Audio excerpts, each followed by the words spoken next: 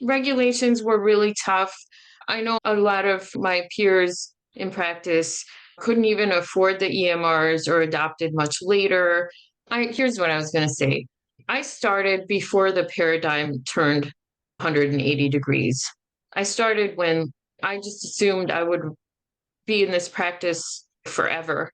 There was no question for me that this was the path I'd go down. In residency, I flirted with oncology for a while, but then I came back to my roots and wanted to help my father support what he had grown and continue to keep it alive. And we were seeing second generations of so he had the first generation. I would take care of their kids, and by the time we were closing, the kids were bringing their babies to me. It was really meaningful, and that's what I miss the most is those relationships. Yeah. Now, I think that they interviewed your dad. Now, I'm not sure if this was you or your dad, and I'm going to quote what he said.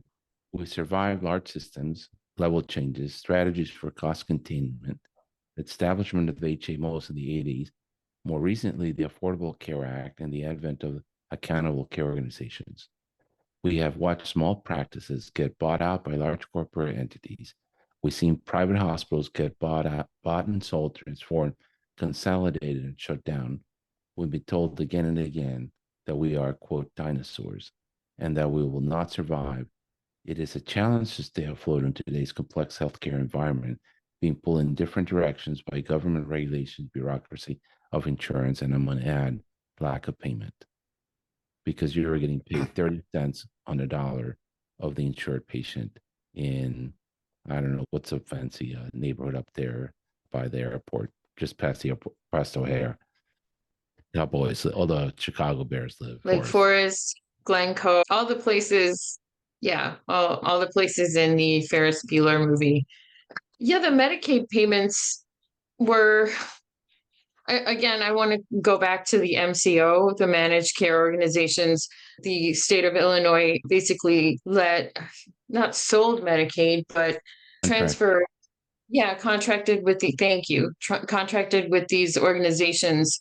And all of a sudden, it was even harder. You had to make sure that they were on your panel. We had two different systems for ensuring that they were our patients, that they were assigned to us.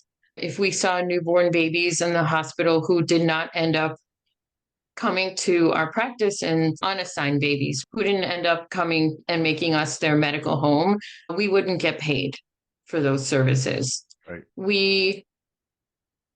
The MCOs could actually reach back into our accounts and take money that they had paid us for, say, a well visit, because they would say, oh, that person, this is a year and a half later, they would go through their process and they would say, oh, at that time, they did not really qualify for Medicaid. And so we're going to take the money back. I didn't even know such a thing was possible, but that had happened routinely in our practice and other practices I know. Here I have a great story of spending 6 months calling Blue Cross Blue Shield every day to get paid. They didn't pay our invoice, our charges, it's the right word, for a good 6 months. My office manager would call every day. And then finally one day they said, oh, you haven't been dropping this code. And we were like, did you tell us to drop the code? Oh, yeah, you should have gotten the fax. Or just there were all these ways of evading reimbursement. I hate that word reimbursement because actually it should be payment. So Payment, yeah. evading payment. You know I why remember why they do it? so that they can keep the money. Because they can, thank you. No,